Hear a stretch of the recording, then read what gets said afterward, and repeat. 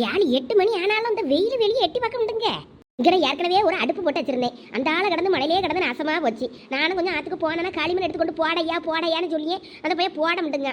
களிமண் எடுத்துக்கொண்டு போட்டாலாவது நம்மளாவது பூசி அடுப்பு கிடப்ப பூசி எடுத்து போட்டு இதில் கொஞ்சம் வெளியே வரவு கிரவு விலை எடுத்து போட்டு சோறு பொங்கலான்னு பார்த்தா அந்த பையன் எடுத்து போட முடியுங்க. இனிமேல் நம்ம தான் கொண்டு போய் போடணும் போல இருக்கு எல்லாம். இனிமேல் இந்த உமால தான் சொல்லி பார்க்கணும் கொஞ்சம் எடுத்துக்கொண்டு போடமான்னு. ஏம்மா உமா கொஞ்சம் காப்பி கொண்டாம்மா, அடுப்பில் தான் போட்டு வச்சிருக்கேன் பாரு, கொஞ்சம் சூடு பண்ணி கொண்டா, ஆறி போயிருக்கோம். போட்டு எவ்வளோ நேரம் ஆகுது என்னன்னு தெரியல. அன்னைக்கு மீன் கறி ஆக்கி வையின்னு சொன்னதுல இருந்து கொஞ்சம் பொறுப்பு வந்திருக்கு. இந்த மாதிரி கொஞ்சம் அப்ப அன்பா பேசி சொன்னா வேலை செய்வா போல இருக்கு. இப்படியே அவளை கொஞ்சம் கைக்குள்ள வச்சிருக்கணும். எத்தே இந்தாங்க காப்பி. அம்மா என்ன காலையில இருந்து எத்தனை காப்பி குடிப்பியே? கொண்டா கொண்டா, கொஞ்சம் சூடா குடிச்சாதான் கொஞ்சம் குளிருக்கு தாங்கும். நீங்க இப்படியே காப்பி கிப்பின்னு குடிச்சுக்கிட்டு இருந்தீங்கன்னு வைங்க, சீக்கிரமா சுகர் வியாதி வந்து செத்து போயிருவியா அம்மா? அதெல்லாம் ஒன்றும் ஆகாதுல அந்த உடம்புக்கு. சும்மா கடை காப்பியை சூடு பண்ணாம அந்த அளவு கொண்டு வந்துட்டிய, கொஞ்சம் சூடு பண்ணி கொண்டாளா? காப்பி எல்லாம் சூடாதான் இருக்கு, குடிக்க சூடுல தான் இருக்கு, குடிங்க குடிங்க. எனக்கு நிறைய வேலை கிடக்கு அம்மா. அப்படி என்னெல்லாம் வேலை செய்ய போறா? இனிமே நான் தானே வந்து உப்புமா கிண்டன்னா? இல்லத்தே, நான் கிச்சடி செய்யலான்னு இருக்கேன். நீங்க இங்கே இருங்க, செஞ்சு கொண்டாரேன். கிச்சடியா? அது என்ன கிச்சடி? என்னத்தையாவது போன பார்த்து செஞ்சுக்கிட்டு கெடுத்துக்கிட்டு கிடக்காதலா? நான் வந்து இரு ரவா கிண்டி தாரேன். என் மொய் வரட்டும். பாக்கிங்க நம்ம போனோம்ல, போனவே வரட்டும், நான் வந்து கிண்டியே. அட இருங்கத்தே, நானே கிச்சடி செய்ய. ஆனா ரெண்டும் ஒண்ணுதான். என்ன நீங்க வெங்காயம் காஞ்ச மிளகா போடுவீங்க, நான் கொஞ்சம் இஞ்சிலாம் தட்டி போட்டு காரசாரமா செய்வேன். பச்சை மிளகா கிச்ச மிளகா மஞ்சத்தூள் இஞ்சத்தூள் அது இதுன்னு போட்டு கொஞ்சம் கேரட் கிரட்டெல்லாம் போட்டு நல்லா செய்வேன். கொஞ்சம் பொறுங்க, செஞ்சு எடுத்துட்டு வரேன். என்னன்னு தெரியல, நல்லா தேங்காய் சட்னி வச்சு கிச்சடி செஞ்சு சாப்பிடணும்னு ஆசை வந்து போச்சு. அதனால நானே இன்னைக்கு செய்ய. என்னமோ போ, செஞ்சு தின்னா சரிதான். செஞ்சு கொண்டா கொண்டா சூடா கொண்டா. இப்ப சூப்பரா செஞ்சு எடுத்துட்டு வரேன் பாருங்க. என்ன ஆச்சு இவளுக்கு திடீர்னு இப்படி ஞானோதயம் பிறந்திருக்கு?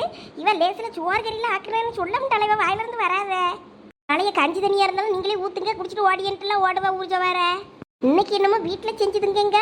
இவன் வீட்டில் செஞ்சுதுங்கவா கிடையாது, வீடு வீடா பிறக்குதுங்கவளாச்சே. இன்னமோ திடீர்னு கடவுள் இவளுக்கு ஏதோ ஞானோதயத்தை கொடுத்துட்டாரே என்னமோ தெரியல. நமக்கு என்ன வந்துச்சு, அவளே செய்யங்க, செய்யவா செய்யட்ட, அவளை அப்படியே விட்டுறணும், நம்ம பாட்டுக்கு கிடப்போம். அம்மா அந்த மூக்க அடைச்சிக்கிட்டு ஏலா ஏலா சோனி, எவ்வளவு கொஞ்சம் அந்த விக்ஸ் எடுத்துட்டு வாங்களா? அம்மா மூக்கு அடைச்சி போய் கிடக்க, எவ்வளோ எட்டி பார்க்காளா வேறு. எந்திக்கே முடிய மாட்டேங்குது, காலெல்லாம் வடங்குது. ஒரு நாள் நான் இப்படி கடந்ததில்லை. என்னத்துக்கு கடவுள் என்ன இப்படி முடக்கி போட்டுட்டாருன்னு தெரியலையே. எப்பா முருகா என்ன எடுத்துக்கையா. மனசு இப்படி கடக்கதை பார்த்தாருன்னா ஆஸ்பத்திரிக்கு வா ஆஸ்பத்திரிக்கு போன்னு உயிர் எடுப்பாரு. ஆஸ்பத்திரிக்கு போக வேற எனக்கு விருப்பம் இல்லை. கொஞ்சம் ஆவிக்கு என்ன மாதிரி பிடிச்சா சரியாயிரும்னு நினைக்கேன். எவ்வளோ சுவாணி, எவ்வளவு அந்த விக்ஸை கொஞ்சம் எடுத்துட்டு வாங்களா? வஞ்சிரம் மீன், நான் உங்கள் இதய அடைப்பை பாதுகாக்கிறேன். இது கூட நல்லா தான் இருக்கு. இந்த ஏஐ வந்தாலும் தான் வந்துச்சு. இந்த மாதிரிலாம் போடுறத பார்க்க நல்லா அழகா இருக்கு. இதெல்லாம் உண்மையா பொய்யா தெரியாது, ஆனா நல்லா பார்க்கவும் கேட்கவும் நல்லா இருக்கு எல்லாம் பேசும்போது. எப்ப செவிட்டு கிறுக்கி அம்மா கூப்பிடுறத கேட்கதா இல்லையா?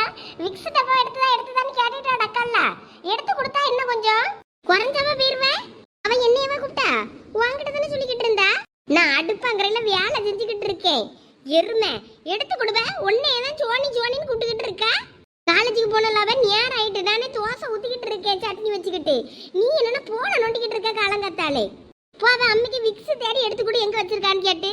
அடுப்புல தோசை கிடந்து தீயுது நாய், சீக்கிரம் எடுத்து கொடுப்பேன் போவேன். அட அவன் யாராவது ஒருத்தர் எடுத்துதாங்கன்னு தானே கேட்டா, நம்ம பேரையா சொன்ன. சரி எங்க வச்சா என்னன்னு போய் கேட்போம். என் பேக்ல கிடக்குற விக்ஸ் கொஞ்சோல தான் இருக்கும், அதை எடுத்து கொடுத்துட்டேன்னா அப்புறமா நமக்கு இருக்காது. அதனால அம்மா எங்கேயாவது வச்சிருக்கலான்னு கேட்டு பார்ப்போம். எனக்கே பேசாட்டிக்கு இன்னைக்கு காலேஜ் லீவு போட்டுடலாமான்னு இருக்கு.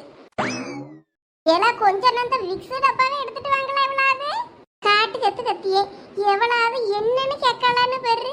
இவளுட்ட கத்தி என் ஜீவனே போயிரும். எம்மா விக்ஸ் டப்பா எங்க வச்சிருக்க? ஏன்னா அதுல தலைவாணி கிட்ட தான் இருக்கும் பாரு. தலைவாணி கிட்ட எல்லாம் இல்லம்மா, பாத்துட்டேன். அங்கிட்ட இல்லன்னா வேற எங்கனாலும் வச்சிருப்பேன், அங்கதான் பாரு. இல்லன்னா உங்ககிட்ட பல்லெடுத்து பைவலுக்குலாம் கடந்துச்சுன்னா அதையாவது எடுத்துட்டா. மண்டவழி தாங்கல. இந்த விக்ஸ் தந்தாலும் வேணா தியாச்சிட்டு கொஞ்சம் எந்திரிச்சு உட்காரலாம். மண்டபாரம் தாங்க முடிய மாட்டேங்குன்னு நான் பார்த்தேன்னா இவனும் எண்ணெயை போட்டு சுவாதி கேளுவேன். பல்லெடுத்து வைப்புல இதுக்குள்ளாவது போட்டிருப்போல, அதையாவது எடுத்துக்கொண்டு தாளா.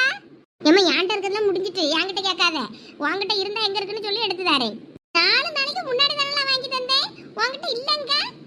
எப்பயும் போட்டிருப்பல்ல உன் பள்ளியோடத்து பைக்குள்ள பாரு, அல்ல இருந்து கொஞ்சம் எடுத்துதா. நான் கொஞ்சோட போட்டுட்டு தாரேன். ஏம்மா என்கிட்ட இருக்கிறதே கொஞ்சோளவ, நீ அவளத்தையும் தோண்டி தேய்ச்சிட்டேன்னா அப்புறம் எனக்கு எங்க போவேன்? கொஞ்சலையா அன்னைக்கு தானே ஒரு டப்பா வாங்கி தந்தேன், அதுக்குள்ள எப்படி முடியும்? தோண்டி அவ்வளத்தையும் தின்னுருவியோ? ஐயோ அம்மா என்ன இப்படி கரெக்டா கேக்கா? விக்ஸ் டப்பாயை வாங்கி வாங்கி அவ்வளத்தையும் தின்னுகிட்டு இருப்பா போல இருக்கு தோண்டி எடுத்து. ஏம்மா திங்களவே முடிஞ்சிட்டு தலைவலிக்குன்னு அப்பப்போ தேய்ச்சிட்டே இருப்பேன். சும்மா வாசத்துக்கு எடுத்து தேயில அப்படியே செண்டு பொடிய கணங்க அங்க இங்கேயும் தேயி அதுக்கப்புறமா எடுத்து தோண்டி தின்னு காலியாவாம என்ன பண்ணா தூர போயிரு எரிச்சமத்தை காத்துக்கிட்டு இருக்கா. இனிமே விக்ஸ் டப்பா ஏதாவது வாங்கி கேளு, அப்புறம் பாத்துக்கிடியே. ஆத்திர அவசரத்துக்கு கொஞ்சம் தாங்கலான்னா தரண்டாளுவேன், நானே தேடி எடுத்துக்கிடியே. ஒரு நாள் இல்லைன்னா ஒரு நாள் உங்களுக்கு ஏன் அருமை தெரியும் பாரு. நான் இல்லாம போகும்போது தான் உங்களுக்கு ஏன் அருமை புரியும். ஏமா நான் போனா போயிட்டு போறேன், ஆனா ஒரு நாள் இல்லைன்னா ஒரு நாள் உங்களுக்கு தெரியும் பாருங்களா. சரி இந்த அம்மைக்கு வேற வேலையே இல்லை, எப்ப பாரு இப்படியே தான் சொல்லுவா. வேற எனக்கு தலைவலிக்கும் போது விக்ஸுக்கு நான் என்ன பண்ணுவேன்? என்கிட்டே கொஞ்சம் தான் இருக்கு, எங்க வச்சேனாவது தெளிவா சொல்லணும், அதுவும் சொல்லாட்டாங்க. அங்க பாரு அங்க பாரு, நான் எங்க போய் பார்க்க?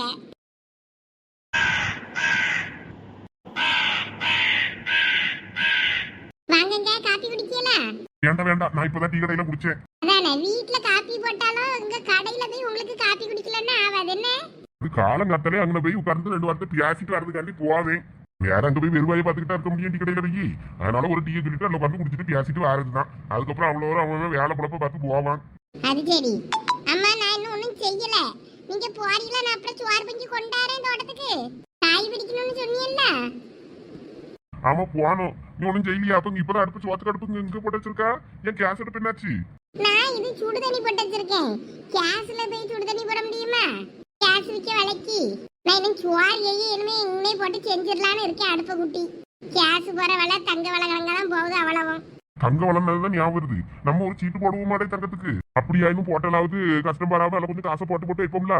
ஆமா நானே உங்ககிட்ட சொல்லணும்னு பார்த்தேன், பரவாயில்ல நீங்களே ஞாபகப்படுத்திட்டீங்க. நானும் பிள்ளைக்கு கட்டி கொடுக்கறதுக்குள்ள ஒரு 30 பவுன் போட்டு கட்டி கொடுத்துடலான்னு பார்த்தேன். தங்க விலை போற போக்க பார்த்தேன்னா 10 பவுன் தான் போட்டு கட்டி கொடுப்போம் போல இருக்கு விலை. அதுவும் சரிதான். அம்மா அந்த ஊத்துனாரி எந்திக்கே மாட்டேங்க. அம்மா எந்திக்கலன்னா மோரையில சுடு தண்ணியை பிடிச்சி ஊத்தி விடுவேன்னு சொல்லு. எந்திக்கிறது 8 மணி 9 மணிக்கு தான் எந்திக்க.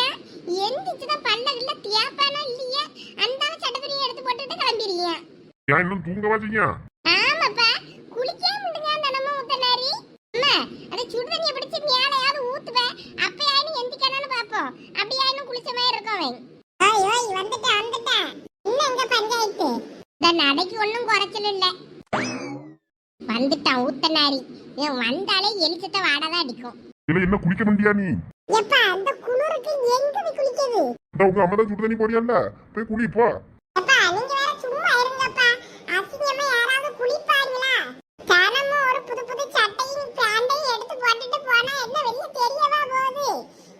எப்பா இப்படி சொல்லி சொல்லியே அவன் தான 10 நாள் ஆச்சுப்பா அவன் குளிச்சி பேண்ட் சட்டையை மட்டும் மாத்திட்டு போயிட்டு இருக்கான் காலேஜுக்கு. பக்கத்துல போவா அவள போன வாட அடிக்கி. என்னது போன வாடையா?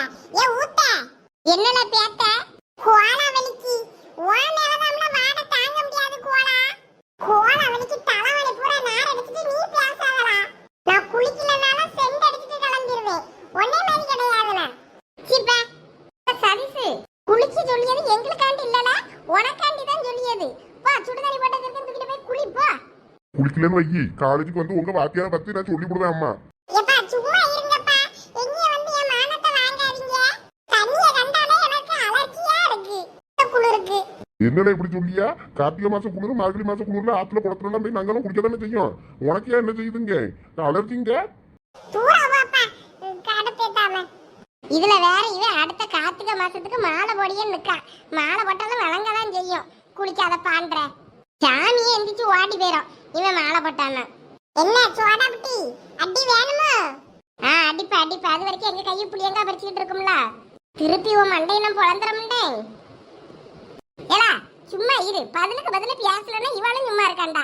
தண்ணி கடந்து காயுது, எவ்வளவு எடுத்து குளிக்கிறேன்னா குளிங்க, இல்லைன்னா போங்க இருந்தாலையும் சண்டை போட்டுக்கிட்டு நீ எல்லாம் சுடு தண்ணியில பிடிச்சி மூஞ்சி ஊத்தி விடுவேன்.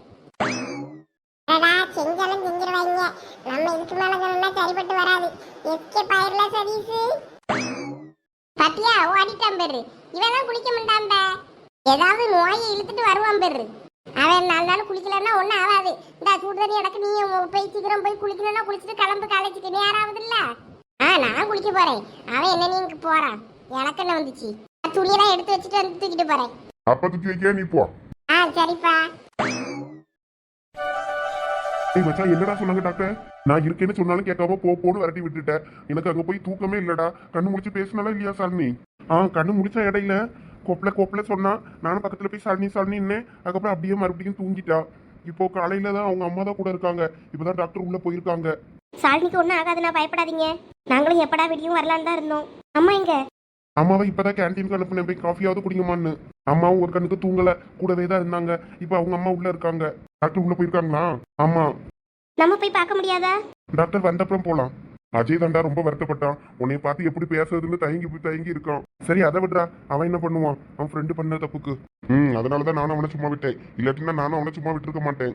அவனும் நம்ம கூட வந்து தானே ரொம்ப கஷ்டப்பட்டானே, எவ்வளவு தூரம் தேடினான். அதனால அவன் மேல நம்ம கோவப்படுறதுல ஒரு பிரயோஜனம் கிடையாது. சுமி ரொம்ப வருத்தப்பட்டா. அஜய் ரொம்ப ஃபீல் பண்ணிட்டு இருக்கான். எப்படி எல்லாரும் மூஞ்சிலையும் முழிப்பேன்னு ஃபீல் பண்றான்னு. அதெல்லாம் ஒன்றும் அப்படிலாம் நினைக்க வேண்டாம்னு சொல்லுங்க வழி. சரிண்ணா. அவங்க ரொம்ப ஸ்ட்ரெயின் பண்ணி பேசலாம் கூடாது. அதனால நீங்க எதுவும் அவங்கள ஃபோர்ஸ் பண்ணாதீங்க என்ன? சரிங்க டாக்டர். எப்போ டாக்டர் டிஸ்சார்ஜ் பண்ணுவீங்க? இல்ல இன்னும் 2 days எப்படியும் ஹாஸ்பிட்டல்ல தான் இருக்கணும்.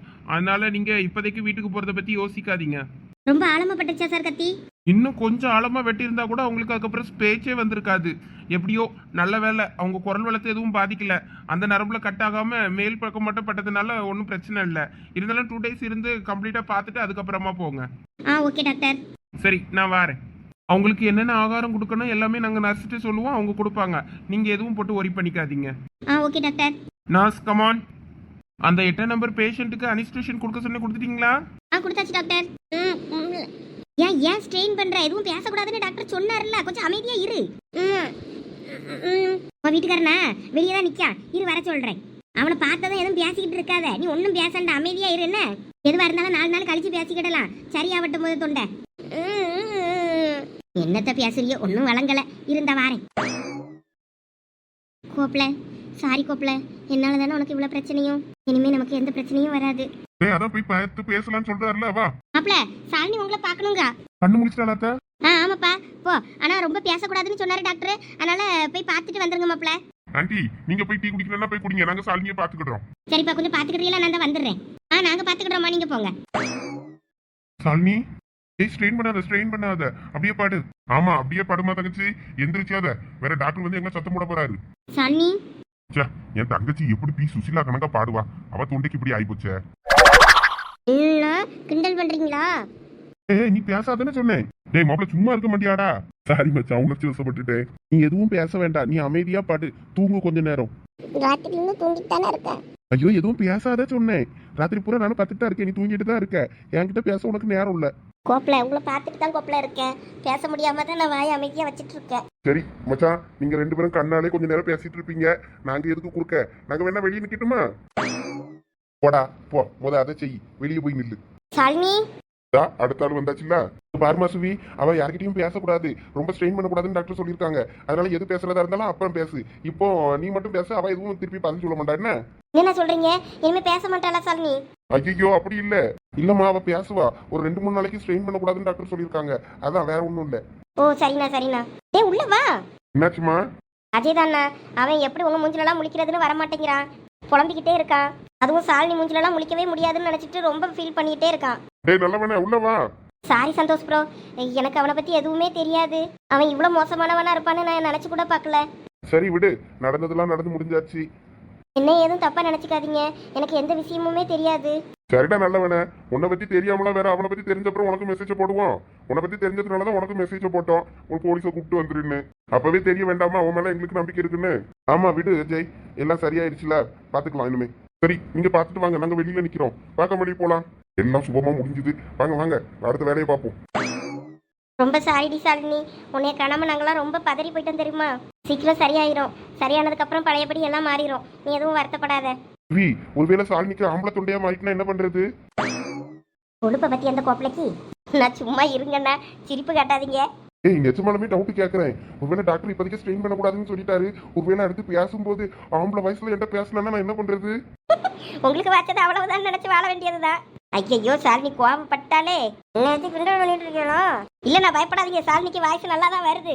ஐயோ பேசாதம்மா, டாக்டர் வந்து என்னையே சத்தம் போட போறாரு. எத்தனை பேருமா உள்ள இருப்பீங்க? வெளியே வாங்க, உங்களுக்கு ஸ்ட்ரெயின் பண்ணக்கூடாதுன்னு சொல்லி இருக்குதுல்ல. ஐயோ சுவி அங்க நர்ஸ் பொம்பளை திட்டுது பாரு, ஓடியா நம்ம வெளியே போயிடலாம். சாரி சாலினி, நான் வெளியே வெயிட் பண்றேன், நீ உங்க வீட்டுக்கார்ட்ட பேசு. அவ எங்க பேசுறது, தொண்டையில குத்து வாங்கிட்டு அவ பாட்டுக்கு கிடக்கா. நான் தான் பேசணும், அவ கேட்கணும். லைஃப் லாங் அப்படியே இருந்துட்டா கூட பரவாயில்ல. என்ன சரியாகி வந்த அப்புறமா அவ பேசுவா, நான் கேட்க வேண்டியிருக்கோம். அது வரைக்கும் நான் பேசுறத அவ கேட்கட்டுமே. என்ன அண்ணே, இதெல்லாம் நாங்க பேசல, நீங்க தான் பேசுறீங்க.